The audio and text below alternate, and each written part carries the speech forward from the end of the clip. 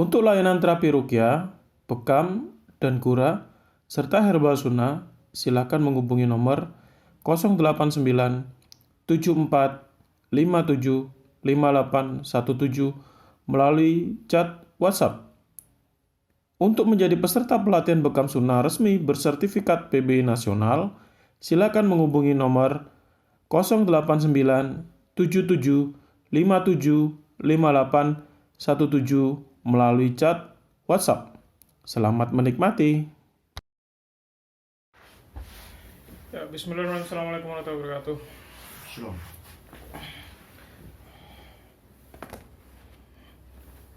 Ya, kita Taufik.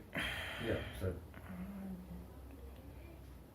Ini banyak yang nanya terkait dengan apakah ruqyah bisa membantu. Permasalahan kami tidak memiliki anak atau belum memiliki anak, sudah nikah bertahun-tahun, sudah merdeka 7 tahun, 10 tahun gitu. Kira-kira jawabannya apa?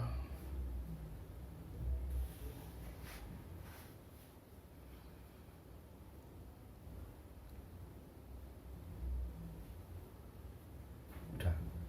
Iya. Oh iya. Jawabannya apa? Karena banyak yang bertanya tentang ini. Bukan hanya di sekitar Malang saja, tapi di luar sana banyak. Dan mungkin banyak faktor juga ya yang bisa dibahas terkait dengan tema ini. Karena mereka biasanya sudah tergabung dalam apa istilahnya, grup promil, Program-programnya. ya, promil, program hamil. Mereka sudah berupaya untuk mengatur fase apa istilahnya, riskan, fase jima antara suami dengan istri di masa-masa subur misalkan. Terus mereka juga sudah berupaya untuk ke dokter. Mereka sudah berupaya untuk masuk grup-grup itu kan sebenarnya banyak informasi akhirnya. Banyak informasi, gak boleh makan inilah, harus konsumsi herbal inilah, sehingga akhirnya kayak, mohon maaf ya, ada salah satu herbal yang akhirnya luar sekali gitu, baik dari herbal Indonesia maupun diimpor dari luar, diimpor dari luar negeri. Bahkan ada lagi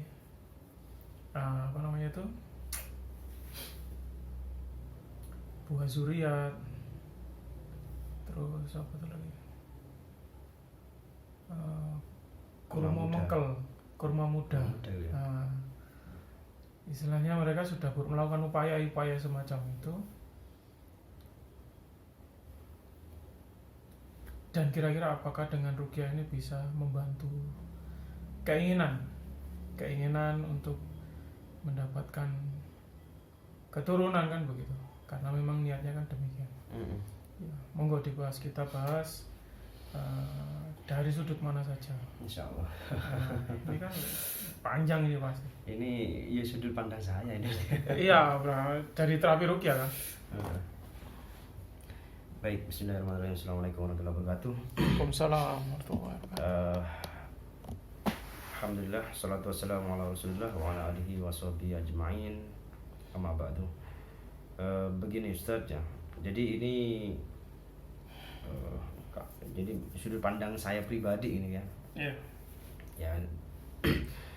Jadi yang pertama. Oh ya, disclaimer ya, kita nggak membahas poligami. Kita nggak membahas apa ya? Berarti artinya kalau mau punya anak harus nikah lagi. Nikah lagi kan biasanya kan ada solusi gitu ya. ada solusi begitu, ada apa Solusi namanya? iseng ya. Iya gitu loh, iseng-iseng yang malah ternyata apa ya, mungkin solusi tapi kan kadang-kadang itu menyakitkan hati bagi para wanita atau para istri kan begitu. Iya, baik. Di luar itu ya. Siap. Karena beliau ini gak bahas itu sudah ya. ini biasanya kalau tema-tema yang kata-kata poligami itu langsung Gak iseng aja. marah gitu. Padahal kita niatnya ya kita Oke, ini kondisi normal berarti. Normal. Ya. Di luar itu loh ya. Konteks itu ya. Makanya saya hati-hati dari awal ini. Jangan ngomong poligami sih. Siap. Itu nanti di video yang lain aja nggak apa-apa. Oke. Tapi ini paling tidak kita memberikan gambaran lah. Mulai mengapa itu terjadi kira-kira. Baik. Bismillahirrahmanirrahim. Jadi teman-teman semua, ini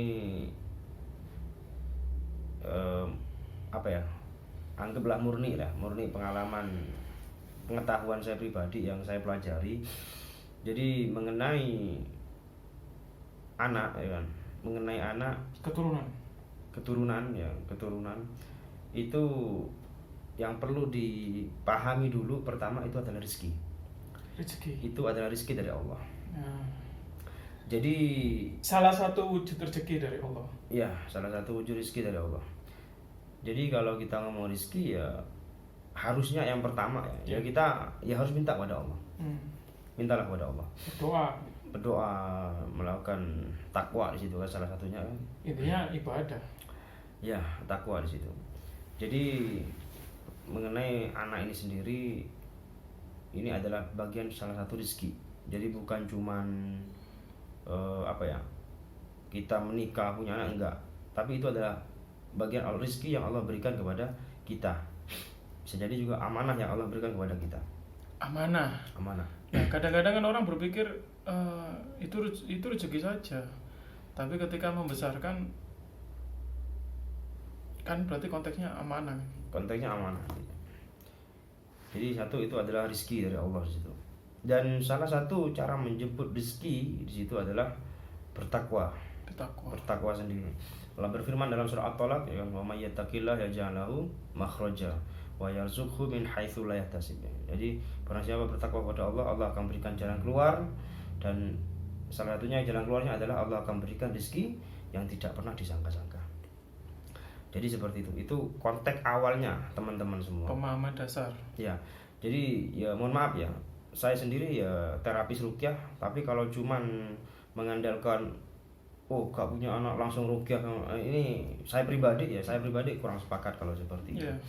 Jadi ada pemahaman dasar yang harus kita benerin dulu. Jadi yang harus kita pahamin, yang harus kita benerin dulu, sehingga kita ya wes dasari sih benerno.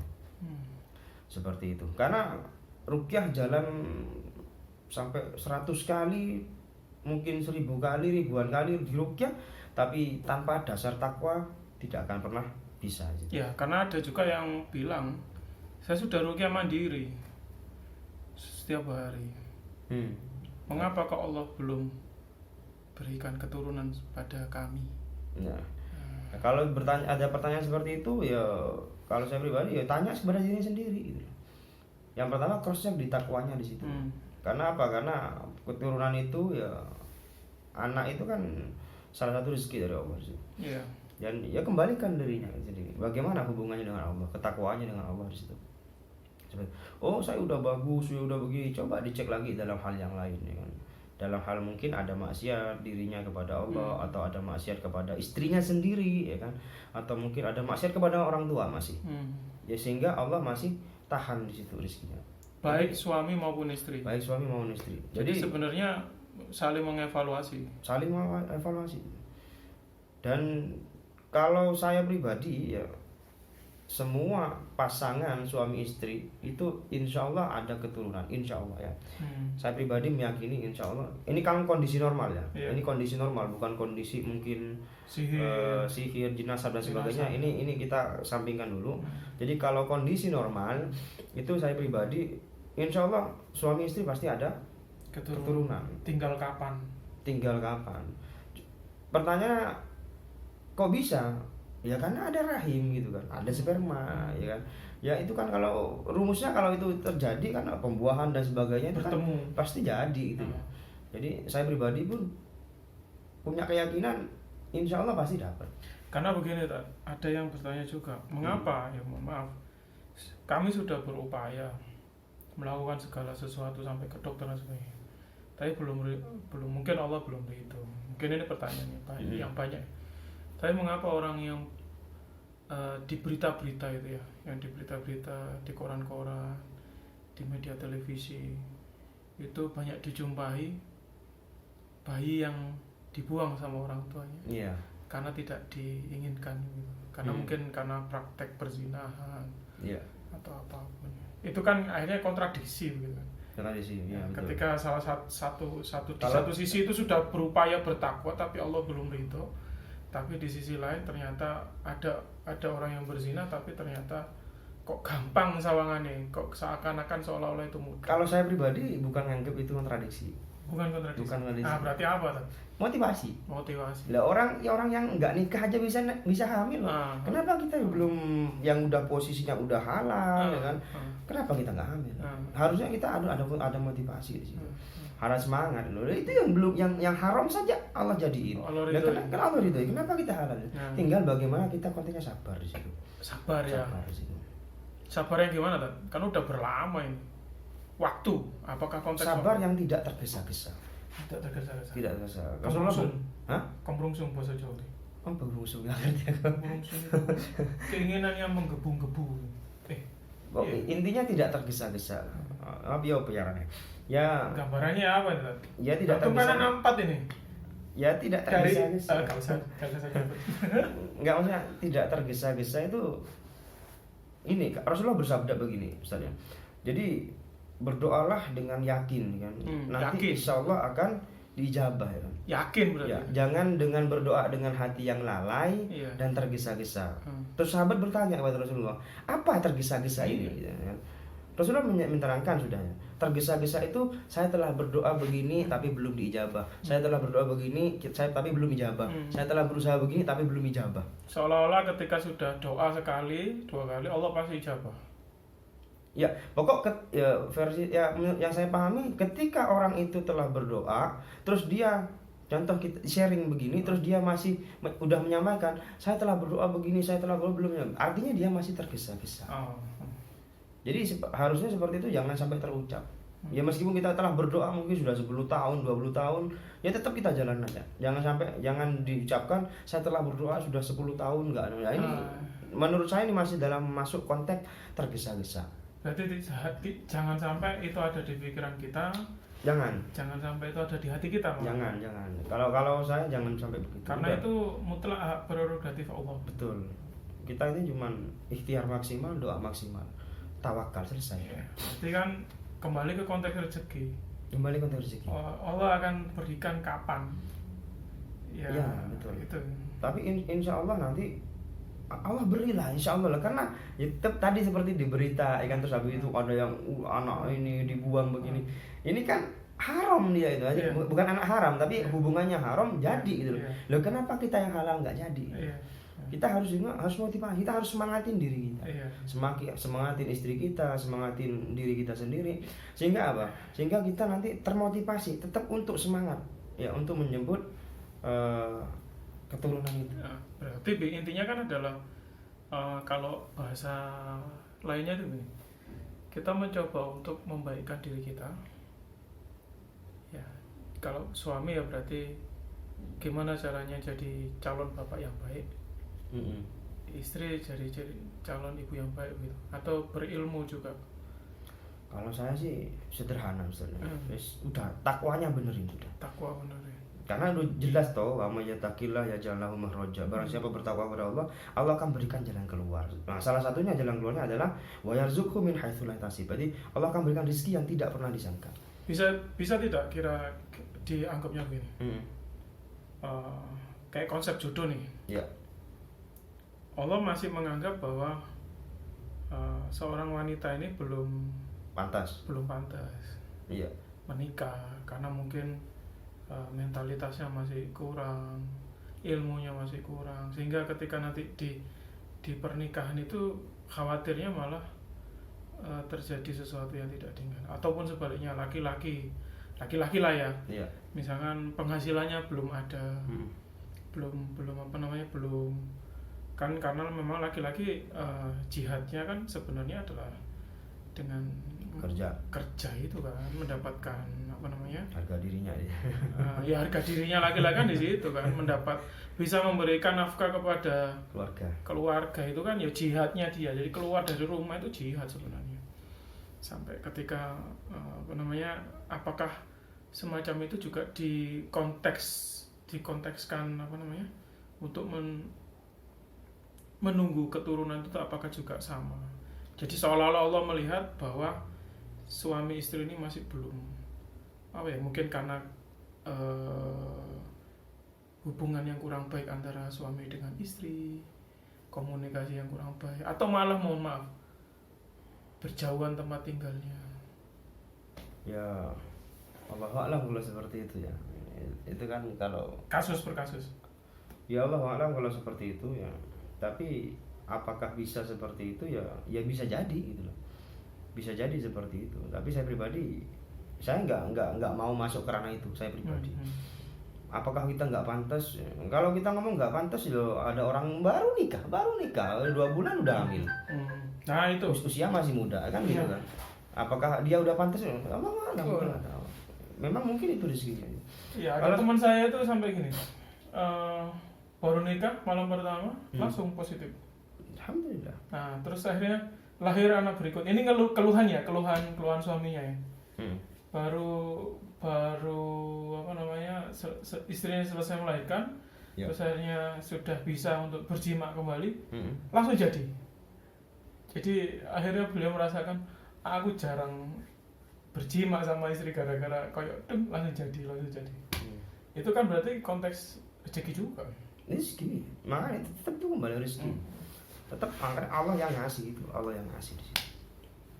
Cuman kalau saya pribadi ya kita tetap harus semangat lah, optimis lah, kita dapat gitu loh. Tetap kita harus husnuzon kepada Allah ya kan. Kalau seandainya kenapa saya belum punya anak, coba kembalikan kepada diri sendiri. Introspeksi diri. Bagaimana ya? Kalau saya pribadi cross-checknya di takwa sendiri, Ustaz. Bagaimana hubungan kita kepada Allah? Kunci itu sudah. Karena nanti ya itu sudah jelas Allah sampaikan kan. Rezekinya nanti akan Allah berikan tanpa disangka-sangka. Seperti itu. Ini kalau konteks normal di situ. Insya Allah lah semua yang udah nikah ya kan. Ya kembali lagi kepada yang yang telah antum bahas tadi kan. Oh di media ya kan ada yang ini anak dibuang. Dia itu haram jadi gitu. Lah kenapa kita yang halal nggak jadi? Pasti Allah ridhoi lah. Ini juga terjadi kan pada tetangga juga itu sampai sekian tahun lah, 10 tahun baru dapat. Oh iya yang antum cerita itu Probolinggo itu beda, itu yang 5 tahun itu. Ada lagi ini tanpa terapi. Tanpa terapi, dia cuma pakai ikhtiarnya sendiri. Dia ikhtiarnya adalah karena dia ini luar biasa godanya. Dia udah lama, udah 10 tahunan nggak nikah, nggak punya anak, terus dia hamil. Hamil punya anak. Anaknya usia setahun belum meninggal. Yang meninggal siapa? Anaknya. Subhanallah. Udah lama nggak punya anak, dia punya anak ya dari rahimnya sendiri ya. Bukan dari rahimnya lain. Dari rahimnya sendiri, rahim istrinya usia setahun meninggal. Setahun atau 2 tahun saya lupa. Terus habis itu dia nggak punya anak lagi. Dengan proses kurang lebih 5 tahunan. Berarti 15 tahun. 10 plus 5. Ya, 15 tahun. Dia udah ya mana kan gitu. Nggak bisa, dia udah usaha kan ya. Dia ambil anak. akhirnya ambil anak, mengangkat anak. mengambil anak, udah selesai. Anaknya udah gede, umur 3 tahun dia hamil lagi. Berarti usia itu mungkin kurang lebih 18 tahun. 18 tahun baru dari rahimnya sendiri. Yang pertama kan udah dapat tuh. Oh iya. Yang pertama udah dapat 10 tahunan itu. Berarti ini anak kedua. Ini anak kedua. Alhamdulillah. 18 tahun. 18 tahun, subhanallah. Dengan ikhtiar sendiri. Mohon maaf, ini bukan rukyah, ini cuma tetangga aja. Cerita dari cerita beliau. Iya. Kisah beliau. Jadi usahanya ya biasa-biasa aja, karena beliau kan ya mohon maaf di desa kan gak ada fasilitas yang memadai seperti di kota ya. Iya. Mungkin fasilitas kesehatannya kurang, atau mungkin mindsetnya juga mungkin cara berpikirnya berbeda, betul, pergaulannya beda ya. Gabung grup-grup promil tahu ngono-ngonoan ya, HP-nya duduk kok. Oh masih monokrom ya? Bukan Android atau iPhone. Dia tuh cuman bapak suaminya tuh bengkel ban gitu. Tiap hari tempel ban itu. Jadi biasa aja sudah itu loh. Cuman ya Allah beri kok. Karena kan ada gini, ini juga kan, mohon maaf ya. Biasanya ibu-ibu itu kan merasa tertekan gitu ketika kumpul sampai keluarga nih, kumpul sampai teman-temannya. Yang udah punya anak ya. Yang udah punya anak. Mesti kan ditanya, kapan kau duwe anak? Nah, mungkin akhirnya muncul ketergesa-gesa yang sampai masuk tadi. Ya. Akhirnya kan mohon maaf ya sampai ada pertanyaan-pertanyaan. Gelo gitu. Gelo, kenapa kok aku guru? Ya itu kan normal lah. Ya, normal, manusiawi lah itu lah. Nggak mungkin. Ya kalau memang ada ilmunya, dia ngerti ilmunya, dia akan bersabar. Tapi kalau nggak ada kan dia pasti gelo di sini kan. Akhirnya pasti baper. Iya kan? Akhirnya ditekanlah suaminya untuk melakukan ini itu. Ikut program ini, makanlah segala herbal. Makanya itu satu juga ya. Tawakal itu penting juga nanti. Intinya tawakal kan. Konsepnya nanti setelah kita ikhtiar maksimal, doa maksimal, tawakal itu penting. Ini ada kejadian ya dengan rukyah ya. Tapi bukan konteks hamil ya. Konteks rukyah sendiri masalahnya cuma kurang tawakal. Kurang totalitas dalam rukyah itu. Ada keraguan. Artinya kan iso tagak ini. Bisa tangga ini kan. Mungkin seperti itu pikirannya ya. Atau dianggapnya sebagai apa ya, rutinitas ikhtiar gitu saja. Ya apa ya? Menurut saya kurang tawakal, kurang totalitas, dengan kurang keyakinannya kurang. Yakinnya kurang. Sehingga tawakalnya juga kurang kan. Jadi betul ini terjadi. Ini ada anak step ya kan. Usia step itu epilepsi. Ya kejang-kejang ya. Iya, epilepsi. Bahasa kerennya saya epilepsi. Epilepsi ya.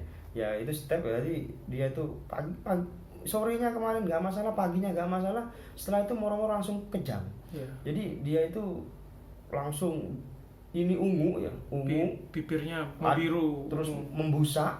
Ya ada. Terus abis itu matanya ini ke atas begini. Melolok putih terus dangkal ke atas. Ya.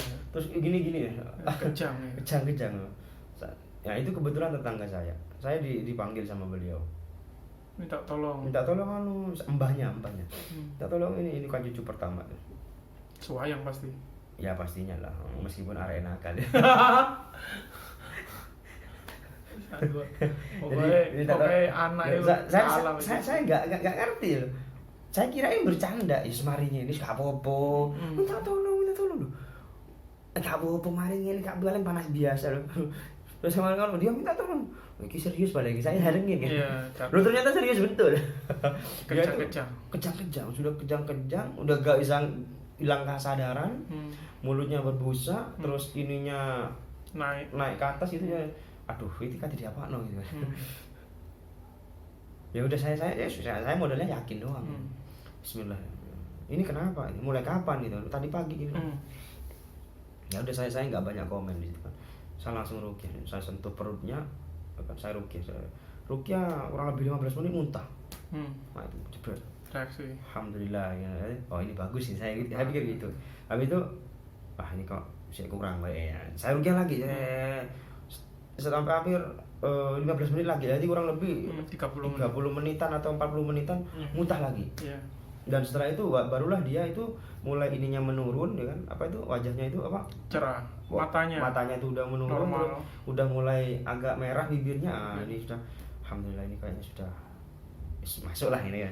Habis itu ya udah, tak tinggal dulu kan ya. Yes, tak tinggal sih. Mau 15 menit atau 10 menit lah. Dipanggil lagi saya. Dipanggil lagi terus habis itu, apa Oman nih? Kembali lagi seperti awal. Enggak mungkin. Iya betul. Datang lagi ya. Awal betul kembali lagi seperti awal. Seperti awal sebelum diruqyah. Terus. Jadi dia datang seperti sebelum saya ruqyah. Terus habis itu ya udah saya ruqyah lagi. Saya ruqyah lagi. Ya sama seperti pertama kita ruqyah terus 10 menit jalan, 20 menit, terus habis itu 30 menit loh. Kok gak ada perubahan pada anak ini? Anak ini kok gak ada perubahan? Saya berpikir kan, yo tadi bagus responnya, kok sekarang kok gak ada respon? Saya cuman berpikir lah, ini pasti ada yang salah, pasti ada yang keliru. Kenapa yang pertama itu bisa dapat, yang kedua nggak bisa dapat? Saya berpikir ini pasti orang yang keliru. Saya cuma menyampaikan, karena prinsip saya kalau anak-anak itu lebih mudah daripada orang dewasa ruqyahnya. Tinggal manut soalnya. Iya, karena gak ada dosa gitu. Iya. Nanti ruqyah itu harusnya dapat. Kenapa ini ruqyah kedua itu nggak dapat sampai 30 menit saya nggak dapat? Saya apa? Salahnya di mana gitu? Terus saya terlintas dalam pikiran saya, apa iki? Saya tanya pada keluarga begini.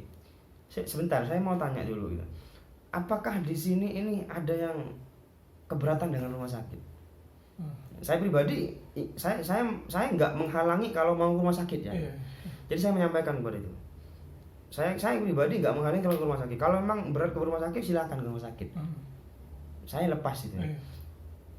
Kalau memang begitu, ayo kita bawa rumah sakit ya. Silakan. Karena ada yang ingin berpandangan rumah sakit aja gitu. Ya betul.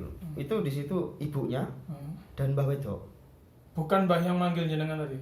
Ya Mbah manggil jenengan, manggil saya. Mbah Wedok itu kan yang manggil saya tadi. Padahal tadi pertama berhasil. Pertama berhasil. Sampai muntah 2 kali itu bagus sudah. Alhamdulillah. Normal kan? Udah mulai cuman masih lemes toh ya. Tapi keduanya ini sampai 30 menit saya ruqyah kok gak respon. Tetap seperti ini. Ini kok kayak yang keliru, pasti ada yang keliru nih. Saya tanya begitu, ada enggak ya? Saya nggak melarang kalau mau ke rumah sakit. Saya nggak melarang kalau mau ke rumah sakit. Akhirnya nyeletuk dari mbahnya, Mbah Wedoknya, loh kalau begitu saya bawa rumah sakit aja. Ya silakan. Saya nggak melarang ya. Kalau memang mau berat ke rumah sakit silakan. Padahal tadi dipanggil. Terus habis itu, jadi saya nggak menghalangi. Jadi kalau memang mau ke rumah sakit ya silakan. Tapi kalau memang mau maksimal ya saya maksimalkan. Iya.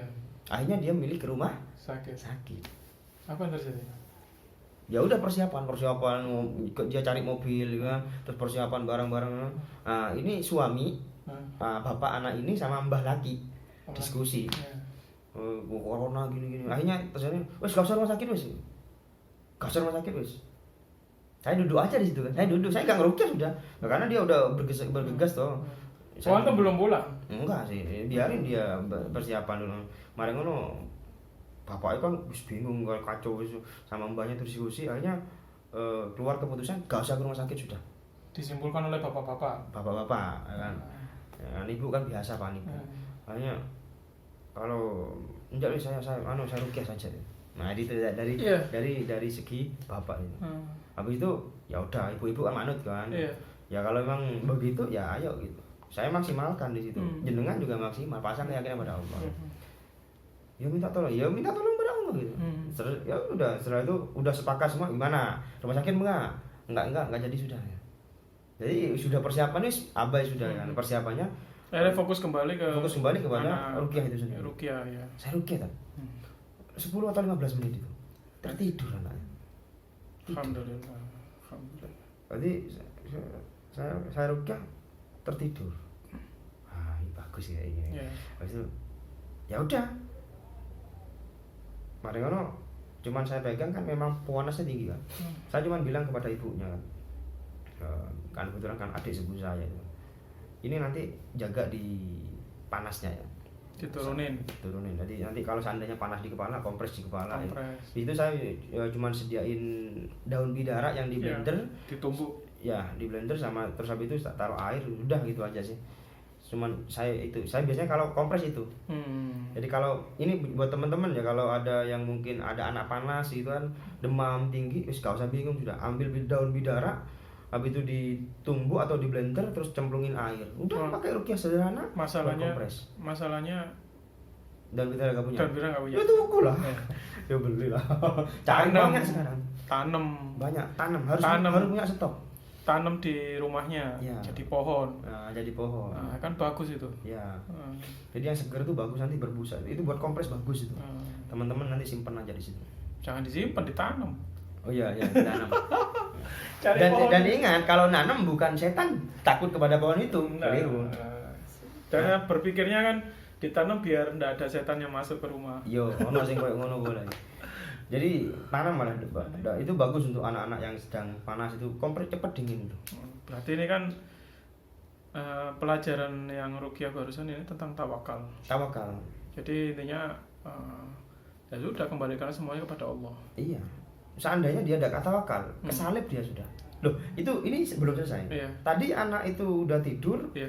Kira-kira kan jam 10-an kan. Terus habis itu saya tinggal lagi, saya ada aktivitas kan. 10 malam. Pagi. Oh. 10 malam saya tinggalkan, saya ada aktivitas ya. Terus mari nganu kabeh aktivitas, nanti saya setelah dulu saya datang lagi. Saya mau rukyah. Saya rukyah lagi rencana kan. Datang dia, anaknya udah bangun, udah sadar. Udah bisa diajak ngomong dan sebagainya. Wah, sudah saya rukyah lagi duhurnya itu. Rukyah lagi, ya alhamdulillah normal biasa. Terus habis itu sorenya saya datengin lagi kan. Kebetulan kan tetangga dia gitu loh. Saudara sendiri. Habis itu saya lihat lagi, udah melaku. Jalan-jalan. Jalan-jalan sudah. Oh, alhamdulillah. Habis itu ya udah nanti besok lah ya. Habis itu semalam saya tanya, paginya, sudah main. Alhamdulillah. Ini kan cuma satu, tawakalnya kurang di situ. Tawakalnya kurang. Sehingga apa yang terjadi? Ya itu. Kalau dia tawakalnya kurang, kalau dia kan selisih beberapa menit aja itu. Iya. Kalau dia wis kesusuk, tergesa-gesa dengan usahanya dia ke dokter, dia pasti di rumah sakit sudah. Iya. Dan tidak tahu kapan selesainya. Pasti gak akan langsung diproses. Iya. Apalagi hari Corona, Ahad. Hari Ahad. Corona. Terus dokternya gak ono. Iya. Corona wes bus. Harus dulu, tes dulu kadang-kadang. Ya, makanya harus totalitas, jangan setengah-setengah. Makanya perlunya belajar rukyah. Ikut pelatihan rukyah. Perlu juga itu. Jadi sebenarnya selain tawakal berarti dukungan keluarga itu juga penting ya. Penting sekali. Jadi seharusnya enggak boleh ngilok-ngilok no. Kapan kau duwe anak? Itu kan suatu pertanyaan yang malah membuat down ya. Betul. Down ya. Nah, makanya kadang-kadang akhirnya pasutri yang belum punya anak itu malah menghindarkan diri untuk ketemu keluarga. Atau teman. Ada seperti itu. Sampai ansosial begitu, hanya sekedar untuk agar tidak dibully. Tidak dibully lah istilahnya sekarang. Karena sekarang ini kan jahat sekali kan. Hal-hal semacam itu mungkin niatnya guyon tapi ternyata membawa perasaan yang negatif. Ya. Jadi seolah-olah akhirnya tergesa-gesa. Jadi seolah-olah berjima itu targetnya anak, bukan ibadah. Betul tidak? Harusnya dapat dua-duanya. Harusnya dapat banyak. Iya. Bukan cuma iya. Bukan cuma anak sama ibadah itu. Senang ibadah. Syahwat. Tapi intinya ya dengan kondisi normal ya, apakah kita bisa punya? Insya Allah saya pribadi bisa. Insya Allah bisa. Bagaimana kita, sederhananya adalah bagaimana kita coba benerin takwanya kita kepada Allah. Jangan setengah-setengah, totalitas semuanya. Nanti insya Allah akan Allah mudahkan prosesnya itu. Jadi bisa jadi diartikan begini. Yang pertama, ridho dengan kondisi yang sekarang. Terima, iya. Ridho dengan suaminya, ridho dengan istrinya. Kadang-kadang mungkin permasalahannya bermula dari situ kan. Iya. Iya kan. Ada rasa jengkel atau apa. Diselesaikanlah semuanya problem-problem yang ada. Sehingga seolah-olah tidak ada masalah antara suami dengan istri kan begitu. Itu intinya gitu. Intinya begitu. Terus setelah itu ridho. Yang kedua yang antum sampaikan tadi, jangan tergesa-gesa. Artinya sabar. Nikmati prosesnya. Karena masing-masing nanti punya cerita kan. Betul. Setiap anak kan punya cerita masing-masing. Benar. Seperti yang antum ceritain tadi, yang 10 tahun itu ternyata gugur melahirkan itu, terus yang 5 tahun ternyata ngangkat anak, terus akhirnya di tahun ke-18 dia udah punya anak lagi ya, dan sendiri. sehat sampai sekarang. Artinya kan itu ada cerita masing-masing proses itu. Ada namanya. Nah, terus yang ketiga tawakal. Jadi artinya ya sudah, serahin sama Allah, karena kembali kepada yang antum jelaskan, konsep rezeki. Konsep rezeki. Intinya ya jangan jauh-jauh dari Allah. Dan ingat, tawakal itu terlahir setelah doa maksimal Doa maksimal dan ikhtiar maksimal. Ikhtiar itu bukan berjima banyak-banyak, bukan. Ibadah ya tak. Seminggu ada yang sampai honeymoon kemana, bulan madu kemana ya kan. Gak masalah sih. Iya, menyenangkan hati saja. Gak masalah. Tak masalah. Bagi yang mampu. Bagi yang mau. Nah, tidak mampu ya jangan memaksakan diri. Itulah, itu konteks normal lah saya. Iya. Bagaimana kita mendapatkan keturunan. Iya. Karena ya mohon maaf ya, kita nggak pakai, ya udah nikah nggak pakai KPM belum, nggak jamin juga jadi. Meskipun sudah, ini saya sama istri saya yang ke istri saya kan, istri saya, nah istri saya itu ya kan udah anak 2 nih ya. Iya. Ini rencana kan udah los tuh, udah nggak pakai ituan, memang KB. saya nggak pakai KB ya, sudah nggak pakai begituan. Jadi ya memang Allah kasih pasti dapat. Nggak jadi tuh, nggak jadi tuh, belum jadi. Iya. Belum, artinya kalau Allah belum kasih gitu. Iya. Nah, ini juga cerita masalah itu. Omnya istri saya, tantenya dan tantenya itu pakai KB, Jebol. Ya Allah kasih Iya, kan. Allah Selesai. kasih. Nggak bisa itu. Ya. Nggak bisa. Kalau Allah mau kasih tuh nggak bisa. Oke ya. Jadi Berarti jangan wis gak usah ambisi, aku kudu wis udah lah. enggak. Janganlah. Tawakal. Tawakal. Oke, baik. Ini adalah pesan terakhir dari berkaitan dengan bab keturunan. Semoga Allah mudahkan nanti semuanya bagi yang di sana untuk berikhtiar lah, dan semoga Allah ridho atas ikhtiar yang dijalankan. Ini belum masuk terapinya ya. Belum, ini masih penjelasan. Part 2 berarti. Ya, oke, nanti kita bahas di video selanjutnya. Iya. Barakallahu fiikum. Assalamualaikum warahmatullahi wabarakatuh. Assalamualaikum warahmatullahi wabarakatuh. Soalnya ada pasien ini.